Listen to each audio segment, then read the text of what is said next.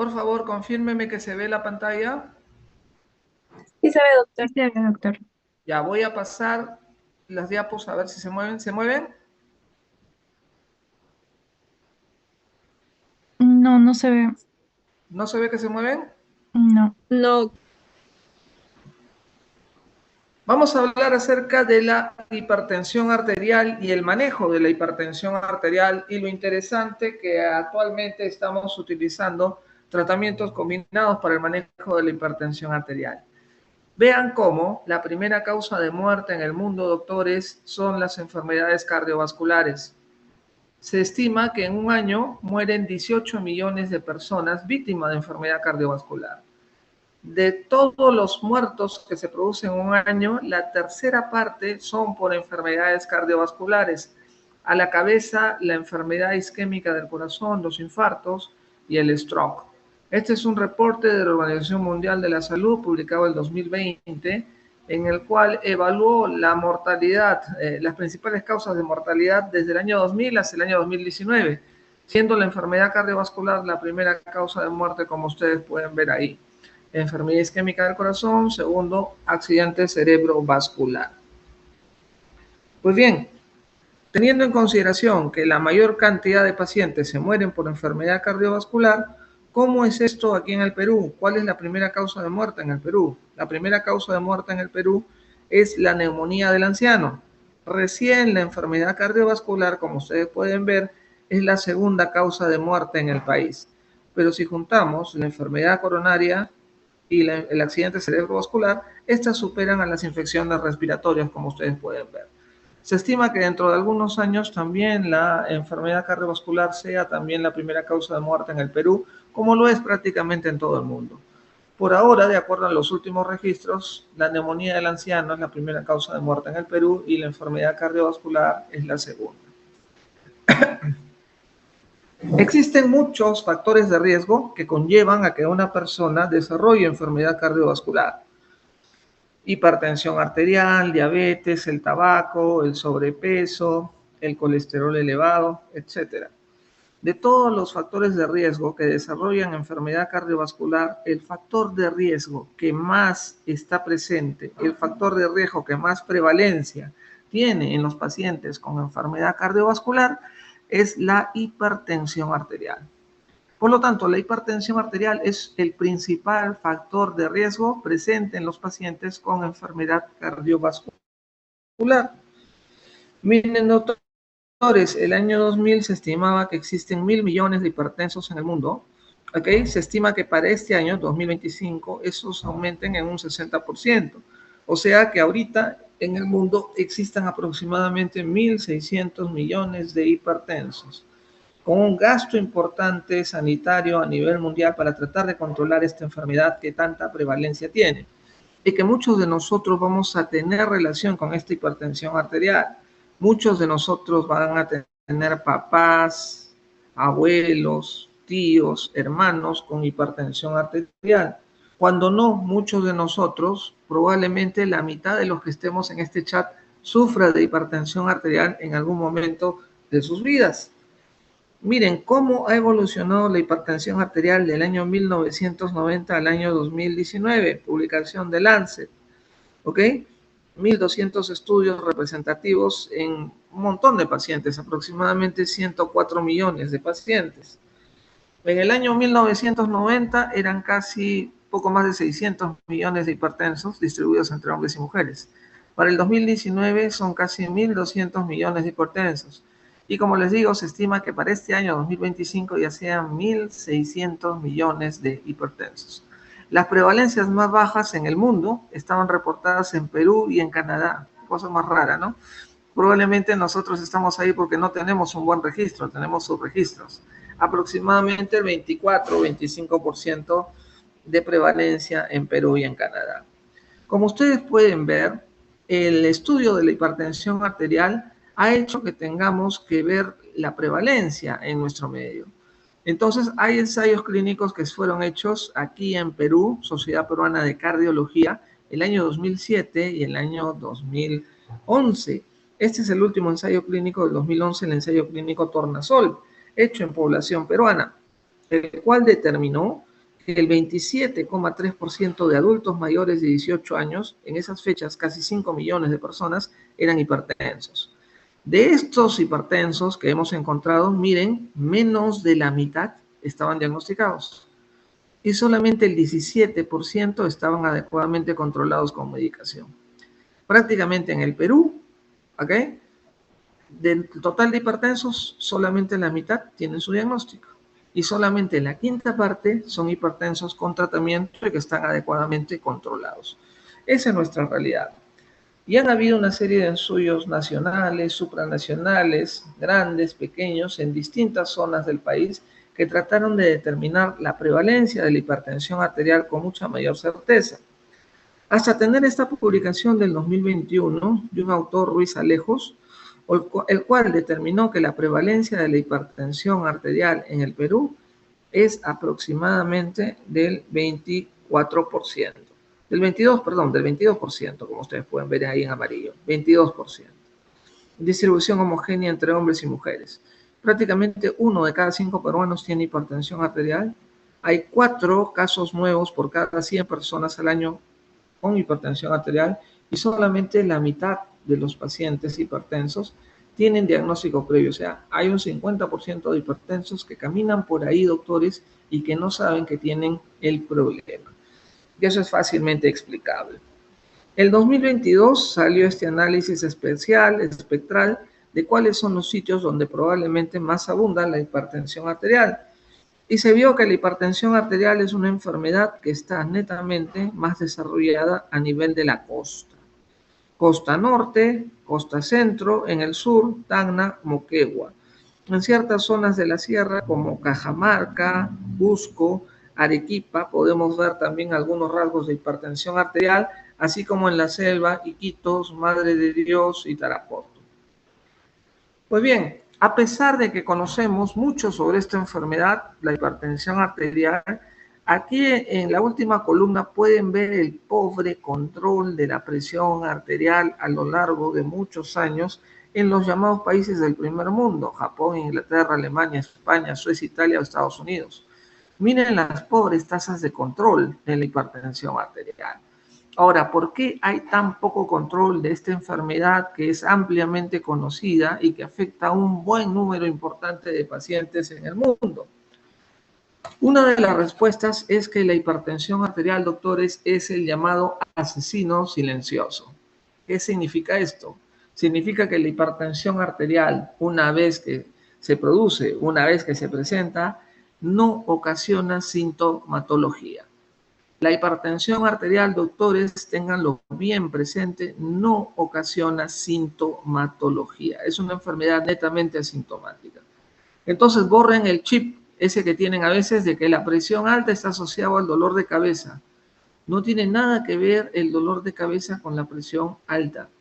A la gente le duele la cabeza muchas veces cuando no duerme bien, cuando está estresado, que son las causas más importantes de dolor de cabeza, y eventualmente lo asocian siempre a presión alta, ¿no? Y la presión a veces se te puede subir un poco fisiológicamente por el estrés, por el malestar de tener el dolor de cabeza.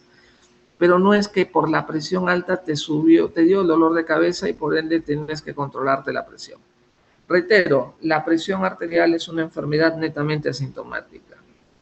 Por lo tanto, ¿cuáles son las barreras que impiden de que un paciente con un diagnóstico de hipertensión arterial pueda tener un buen control? Bueno, en primer lugar, características del paciente. De repente el paciente puede incluso algunas instituciones de salud le llevan el medicamento a su domicilio, pero el paciente no tiene el gusto de tomar la medicación. Hay pobre adherencia al tratamiento. Otro problema es la inercia médica. Muchos pacientes vienen a nuestras consultas, pero si yo soy oftalmólogo, si yo soy dermatólogo, ¿ok?, no le tomo la presión arterial a ese paciente y pierdo la oportunidad de poder hacer un diagnóstico o por lo menos orientar a ese paciente para que sea un estudio más profundo. Inercia médica, incluso siendo ustedes médicos generales, médicos internistas, si el paciente viene por una lesión dermatológica, simplemente se abocan a ello y no le toman la presión arterial y pierden la oportunidad del paciente de poder ser diagnosticado. Un hipertenso que es diagnosticado como tal, al cabo de 5 años, si es que no toma adecuadamente un tratamiento, puede tener el famoso daño de órgano blanco.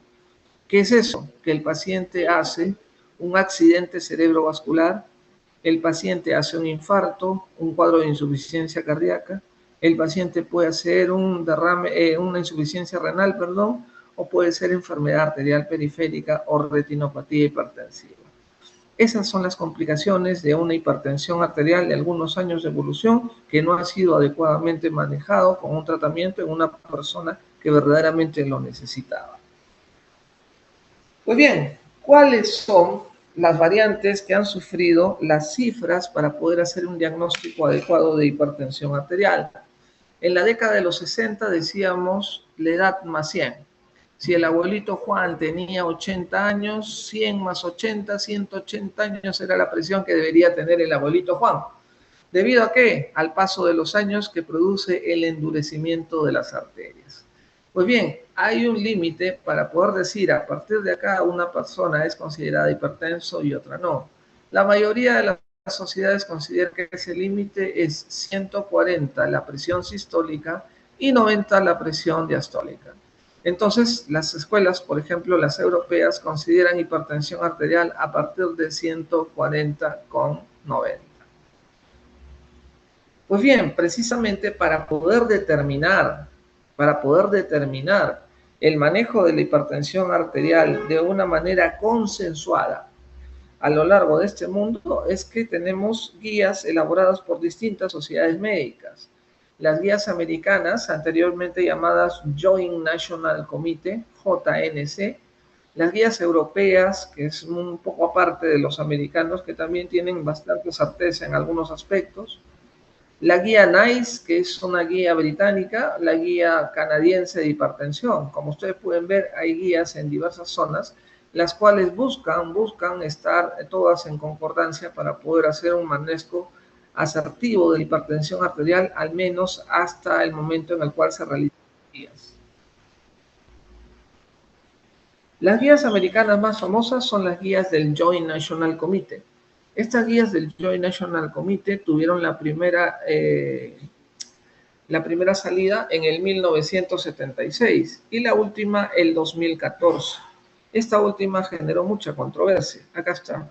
18 de diciembre del 2013 se publicó esta guía última del Joint National Committee llamado JNC8, guía 2014 basada en la evidencia para el manejo de la presión arterial alta en adultos. Esta guía fue muy controversial. La última de las guías americanas hechas bajo el auspicio del Joint National Committee, el JNC, fue esta, la del 2014, finales del 2013 en realidad. Y fue controversial, ¿por qué? Porque elevó el umbral para poder diagnosticar a un paciente con hipertensión arterial. Ya no decía a partir de 140,90, sino hablaba de 150,90 en pacientes mayores de 60 años. ¿Ok? Ese y otros problemas tuvieron esta guía. Por ejemplo, sacaban a los beta bloqueadores, un grupo farmacológico como drogas de primera elección, etc. Esta guía generó tanta controversia que al mes siguiente, ¿no?, en enero prácticamente del 2014, en la revista Anales de Medicina salió publicado que 5 de los 17 investigadores que firmaron esa guía se retractaban y no consideran que la presión arterial deba ser mayor de 150 en pacientes que ya tenían determinada edad, que ya estaban un poco más avanzados de edad. Ellos recomendaban que en realidad debe ser a partir de 140 y no un 150, para todos, sin regla alguna que los exceptúe. Pues bien, para tratar de salir de esta nebulosa, publicada en esta guía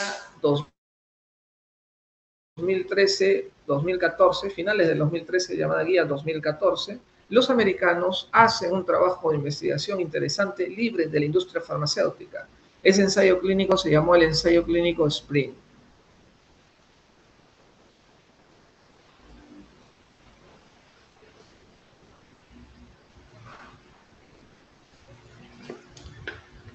Este ensayo clínico SPRING tuvo dos brazos de control. llevar a un paciente a un objetivo de tratamiento estándar, teniendo como control la presión arterial sistólica menos de 140.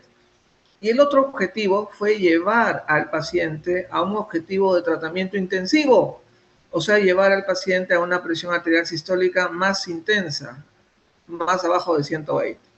Un objetivo, la sistólica menos de 140, y el otro objetivo más intenso, la sistólica menos de 120. Pues bien, ¿cuál creen que produjo menos mortalidad? ¿Llevar la presión arterial sistólica menos de 140 o llevar la presión arterial sistólica menos de 120? Eso nos ayudó este ensayo clínico SPRING. Los del tratamiento intensivo, a los que se les llevó la presión arterial a menos de 120, tuvieron mayor reducción del punto final primario: infarto, síndrome coronario agudo, accidente cerebrovascular, falla cardíaca y muerte cardiovascular, versus el otro tratamiento que les estoy mencionando. Entonces, ustedes pueden ver que este ensayo clínico SPRING hubo una reducción importante, una reducción de mortalidad por todas las causas y 25% más con el tratamiento intensivo, con el tratamiento menos de 120,70. Entonces, aquí se refuerza la idea de que mientras más bajo, mejor. Las guías americanas del Joint National Committee pasaron a mejor vida, y el 13 de noviembre de 2017 salen unas nuevas guías americanas, pero ya no trabajadas bajo el sistema de Joint National Committee, sino trabajadas bajo el binomio ACC-AHA, Colegio Americano de Cardiología, Asociación Americana del Corazón, entre otras sociedades que ustedes pueden ver ahí. Pues bien, esta nueva guía americana, que ya no va a ser el JNC, establece nuevos valores de hipertensión arterial. ¿Se acuerdan que por reglas generales a partir de 140,90?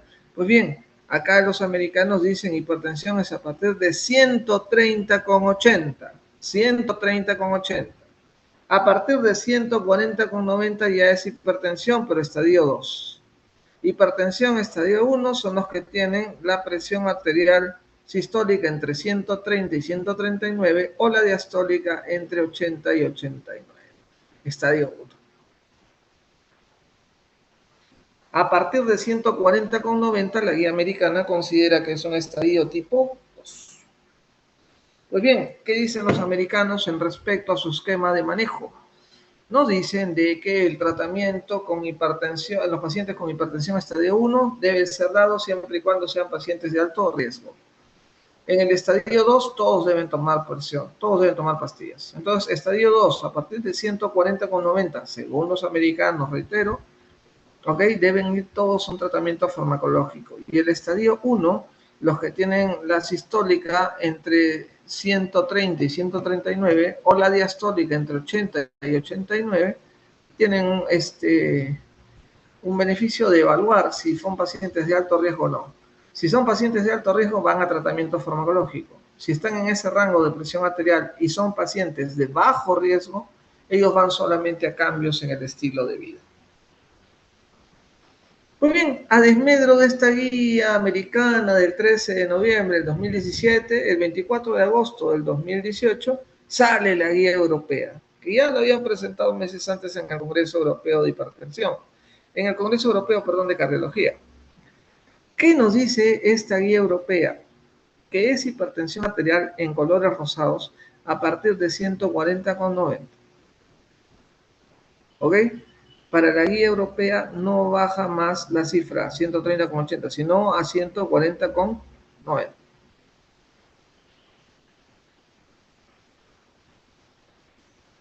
Muy bien, esta guía establece hipertensión a partir de 140,90, establecía 3 grados hasta llegar a un control adecuado de la presión arterial de acuerdo a las necesidades de cada paciente. Tenemos un valor de presión arterial que los europeos le dicen presión normal alta, que para el americano no es otra cosa que la hipertensión estadio 1. Mira, el europeo le dice presión normal alta y el europeo y el americano le dice que ella es hipertensión arterial estadio 1. Para ese grupo, para no generar controversia, igual consideran tratamiento en los pacientes que son consideran el tratamiento farmacológico siempre y cuando el paciente sea un paciente de alto riesgo. En la presión normal alta de los europeos, que es la columna más hacia la izquierda, como ustedes pueden ver, que vendría a ser la hipertensión estadio 1 los americanos, tienen el mismo enfoque, dan tratamiento si el paciente es de alto riesgo. A partir de 140,90, la guía europea también recomienda el manejo farmacológico de los pacientes.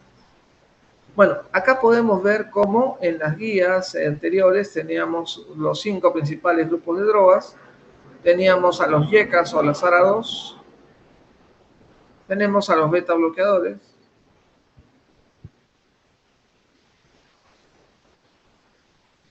entonces reitero, por favor, los 5 grupos farmacológicos para el manejo de la hipertensión arterial que nos recomiendan la guía europea son YECAs, ARA2, beta bloqueadores, bloqueadores de canal de calcio y diuréticos. Los 5 grupos farmacológicos que recomiendan los europeos.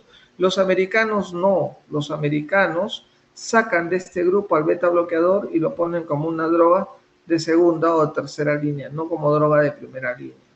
Lo cual yo no estoy de acuerdo, pero es lo que está elaborando los guías americanas. Los europeos sí son más homogéneos y consideran que los 5 grupos farmacológicos están a la par.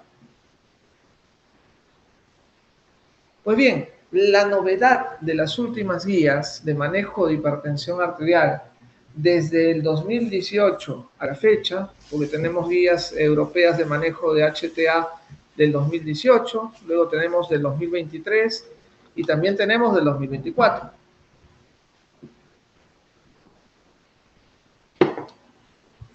Pero la principal característica era, y lo que nos recomendaba, que iniciemos el tratamiento con píldoras combinadas, o sea, con 2 o 3 principios activos en una sola píldora. Tratamiento combinado inicial, especialmente en el contexto de conseguir los objetivos de presión arterial más bajos. La terapia combinada en una sola píldora mejora la adherencia al tratamiento.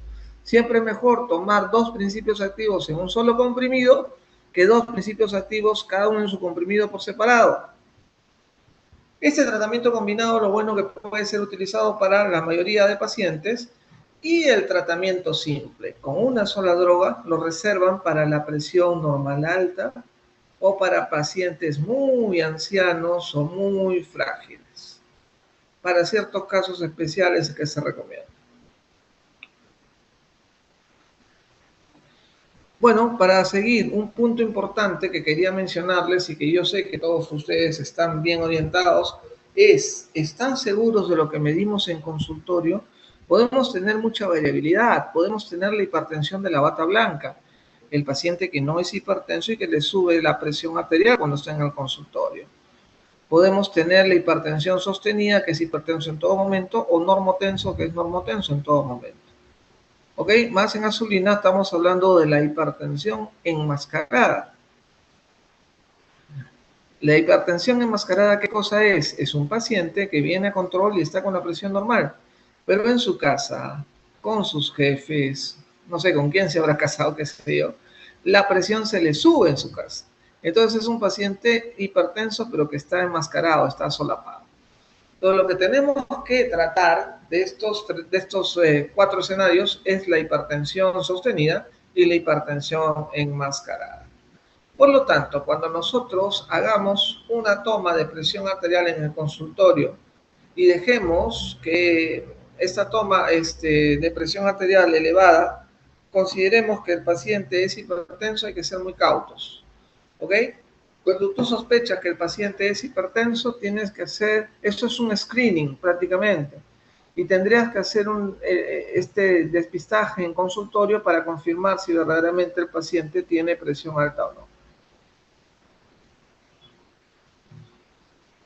¿Cuál es el problema? El problema es medir adecuadamente la presión arterial, y tenemos que tener en este cuadro todas las consideraciones que son necesarias para la toma de la presión arterial, ¿ok? A veces nos ayudamos de dispositivos electrónicos que son muy buenos, los tensiómetros electrónicos, los tensiómetros digitales, pero ojo, no todos están adecuados a poder trabajar. O sea, eran novedades, pero no todos tenían una validación científica para poder decir, este aparato es el que me va a ayudar a controlarla. el problema de la presión. Les comento, los tensiómetros electrónicos que venden en los establecimientos, qué sé yo, algunos a veces a buen precio, la mayoría de estos tensiómetros electrónicos no sirve, ¿ok? Solamente 10% de los tensiómetros que están en el mercado están adecuadamente validados. Eso también es otra realidad interesante. El otro problema es que el paciente puede hacerse el diagnóstico midiéndose la presión arterial en el domicilio. Tendríamos que ser muy incisivos para poder hacer un diagnóstico así. Esto es el AMPA. Muy bien, tratamiento farmacológico de la hipertensión arterial. Siempre, doctores, antes de iniciar todo tratamiento farmacológico, vamos a evaluar cambios en el estilo de vida. Esperemos que estos cambios en el estilo de vida signifiquen algo importante en el control de la presión arterial de nuestros pacientes. Miren, cómo mejoran los cambios en el estilo de vida la presión arterial, como el bajar 10 kilos de peso en pacientes que no meditaban, puede tener entre un 5 y un 20% de milímetros de mercurio. La dieta DASH, que es una dieta recomendada por los americanos con frutas, verduras, carne a la plancha, etc., mejora la presión arterial de 8 a 14 milímetros de mercurio. La reducción de sal en la dieta, ojo, no todos son sal sensibles, pero la reducción de sal en la dieta puede contribuir hasta 8 milímetros de mercurio.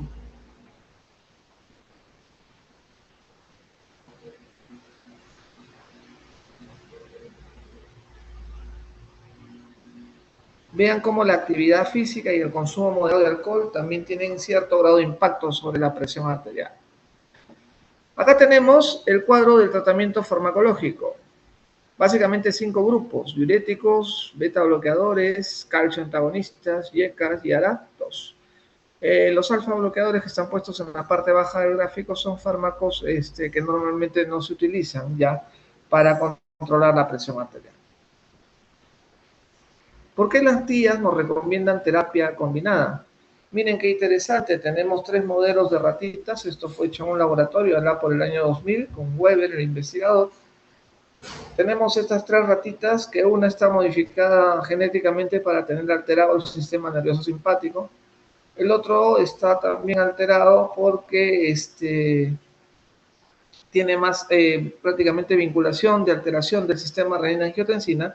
Y el último no regula adecuadamente bien los volúmenes. Entonces tenemos un paciente que es adrenérgico, el otro que tiene alterado el sistema renina-angiotensina-aldosterona, y el último es un paciente que retiene volumen de sodio y agua.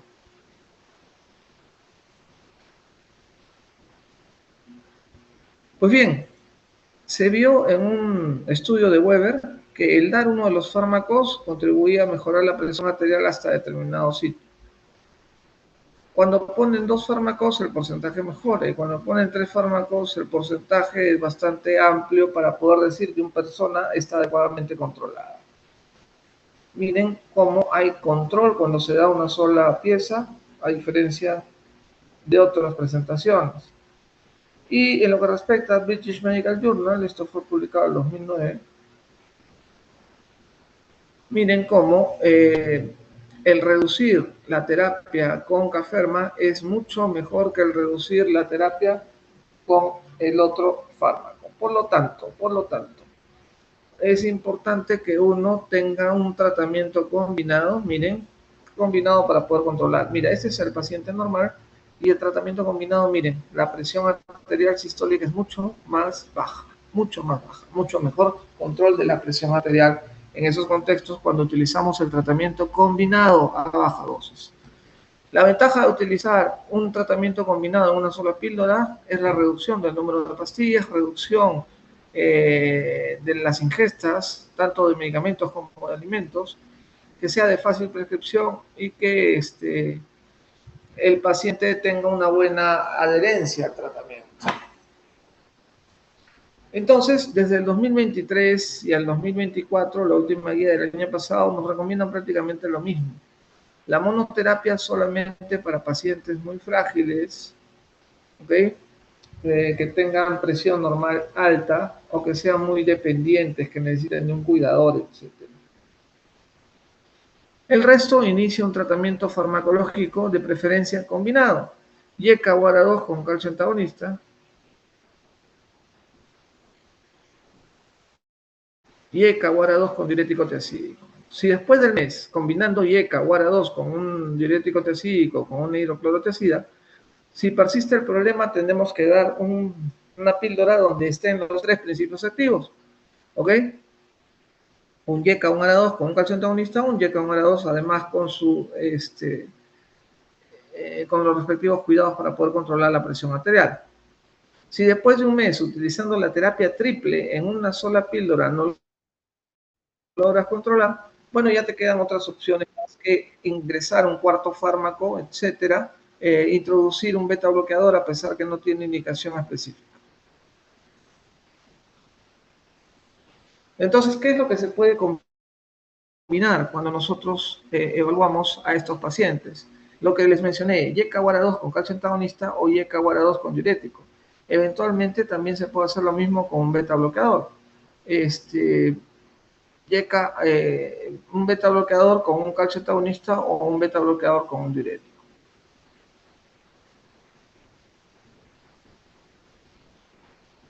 El objetivo de control en la mayoría de pacientes debajo de 130,80, si son adultos mayores de repente debajo de 140,50.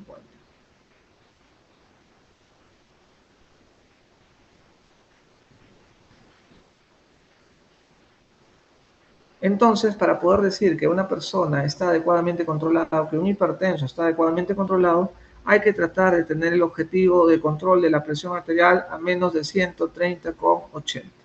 Los americanos en sus guías, un poco antiguas del 2017, no han sacado una actualización nueva, también nos hablan en todos tener una presión arterial controlada a menos de 130,80.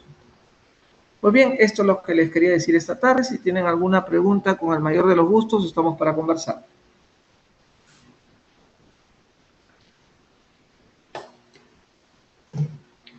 Doctor, una consulta. Con respecto a la terapia que es combinada de múltiples fármacos, ¿eso no aumenta la posibilidad de reacciones medicamentosas o reacciones adversas? No, ¿sabes por qué? Porque vas a empezar dando dosis bajas. La ventaja de dar terapia combinada, ¿qué implica? Implica que no demos la dosis más alta del medicamento, sino dosis más bajas. Al dar dosis más bajas, menos probabilidad de que ocurran efecto adverso. El efecto adverso se presenta cuando tú das las dosis más altas permitidas de algún medicamento. Por ejemplo, el YECA te va a producir entre un 20 a un 40% una tos seca irritativa por una garraspera en la garganta. El calcio antagonista, si el paciente es adulto mayor, 60-70% se le hinchan las piernas. Si el paciente de repente ingiere un diurético tiazídico, este diurético tiazídico puede alterar el perfil lipídico, ¿ok? O puede producir intolerancia a la glucosa. Es mejor manejar estos fármacos de repente en pacientes que no tienen riesgo para diabetes. El beta bloqueador disminuye la frecuencia cardíaca, disminuye la libido, ya son sambelitos que se le han puesto muchas veces estos fármacos y en realidad, bien llevados, no te producen mayor problema. Entonces, es cierto, algunos de repente tratan de tener un tratamiento combinado a baja dosis para poder, ¿qué cosa? Bloquear cada vez más y mejores sistemas, más y mejores rutas fisiopatológicas que puedan llevar a un paciente que sea hipertenso. Tener en consideración que los efectos adversos, como repito, aparecen cuando uno dobla la dosis o cuando uno da más dosis. La sugerencia es, en vez de que dé más dosis, introduce mejor otro medicamento.